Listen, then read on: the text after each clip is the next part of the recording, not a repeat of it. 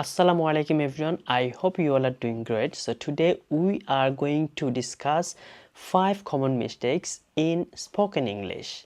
So the first one is close the fan. Fan বন্ধ করো. Now we need to say turn off the fan. Turn off the fan. ফ্যানটি বন্ধ করো. Next one is he is giving an exam. মানে সে একটি পরীক্ষা দিচ্ছে. No, we can't say like that. We need to say he is taking an exam.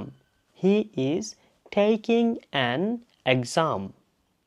Next one is he is my cousin brother. Cousin brother বলতে হবে না. Just he is my cousin. He is my cousin.